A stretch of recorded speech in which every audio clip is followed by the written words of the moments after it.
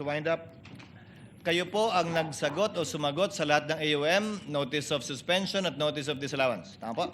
Yes, I'm one of the signatories po. Wala po doon sa AUM o kahit anong Notice of Suspension at Disallowance yung issue tungkol sa mga alias sa acknowledgement receipt. Na-raise po ba yun doon? It was not raised in any of the observations from COA, sir. So hindi nyo kinailangan sagutin yon. We did not answer, sir. Did not need to answer because there was no question posed. Yes, Your Honor. There was no issue also raised by COA with respect to spending it for 11 days. Correct? That's correct, Your Honor. Wala rin kayong kailangan sagutin kaugnay nun. Yes, Your Honor. Now, the notice of disallowance, for the 3 quarters of 2023, it was disallowed dahil base sa testimonya ni Gina Acosta, binigay niya yung pera kay Colonel Lachica. Tama po ba? That's one of the observations po, Your Honor. It's not an observation anymore, Mr. Ortonio. It's a notice of disallowance. Disallowance. Yes, that's correct, Your Honor. So, sa tingin ng COA, bawal, illegal, hindi sang-ayon sa JC 2015-1 yung pagbigay ni Gina Acosta kay Lachica. Based on the notice of disallowance, Your Honor, it indicates na the transfer from one agency to another, sir. Kayo po, alam niyo po ba yun na binigay ni Gina Acosta yung huling quarter ng 2022 at tatlong quarter ng 2023 kay Colonel Lachica lahat? At the time, sir, no, I did not, sir. At the time na binigay niya o at the time na nangyari na? At the time na nangyari lahat, sir, I would have no personal knowledge, sir. Hindi, pero nung ginawa mo yung AOM, unang sagot sa AOM, alam mo na binigay ni Gina kay Lachica? Yes, sir, because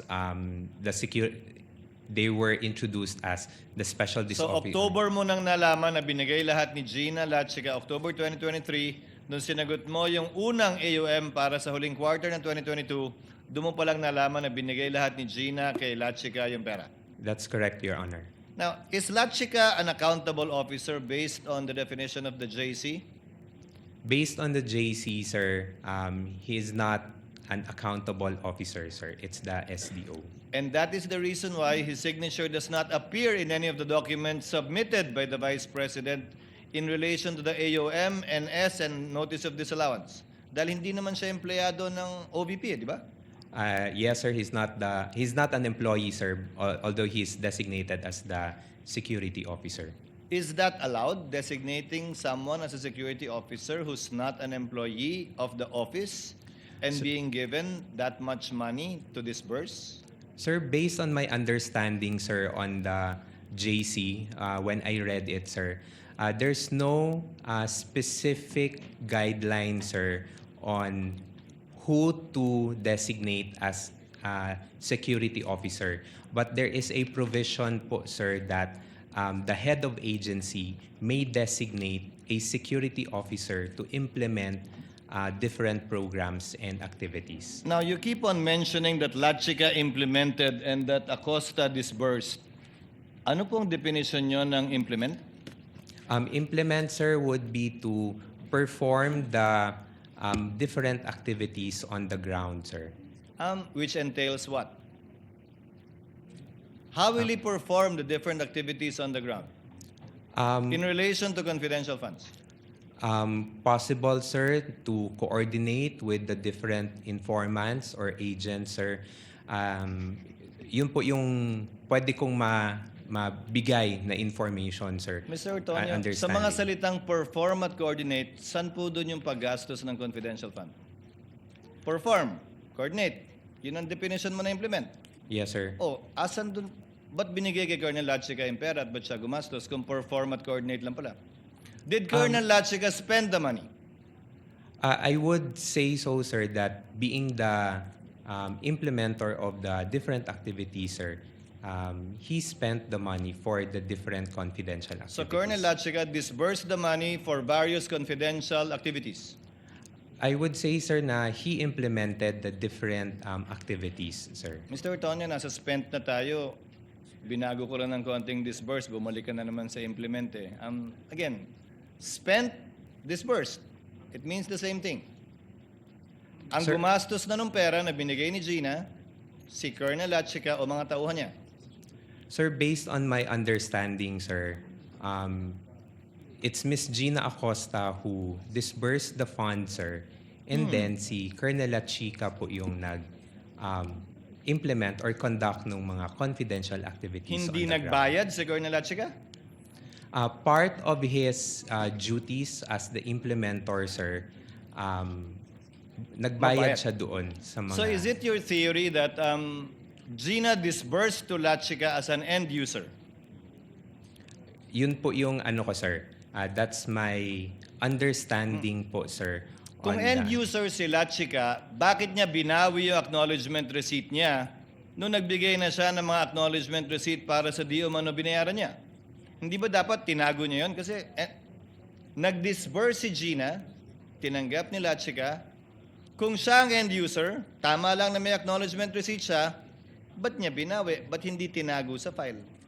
Sir, in terms of binawi po yung AR, sir, Ni Lachica? I do not know of that, sir, because That's what the, Gina said. the AR, sir, were given to me by Miss Gina, and then that's what I submitted Mr.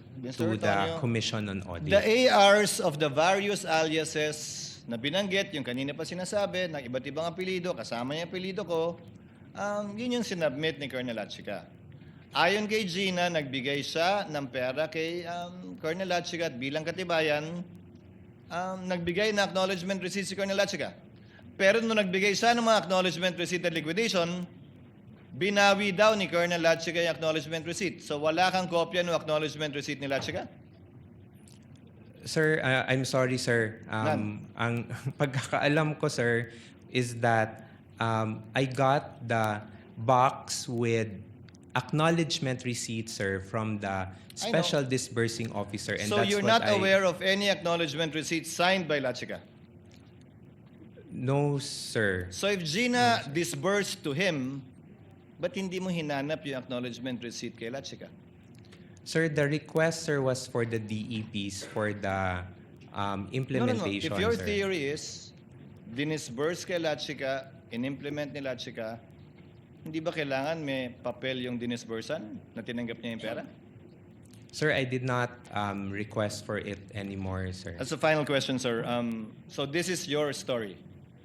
You placed in the PAP, or you know that what they placed in the PAP, Good Governance Program, Socioeconomic Delivery Program, pero gagastusin yung confidential fund para sa informants, para tiyakin na ligtas ang ikalawang Pangulo saan man siya magpunta sa bansa, kaugnay ng trabaho niya, at ginamit itong confidential fund para bumili ng impormasyon, pera binigay para ipambili ng pagkain, ng silya, ng computer, ng gamot, kapalit ay impormasyon para matiyak ang kaligtasan ng VP at napatunayang matagumpay yon dahil walang nangyaring masama sa ating Vice Presidente hanggang ngayon.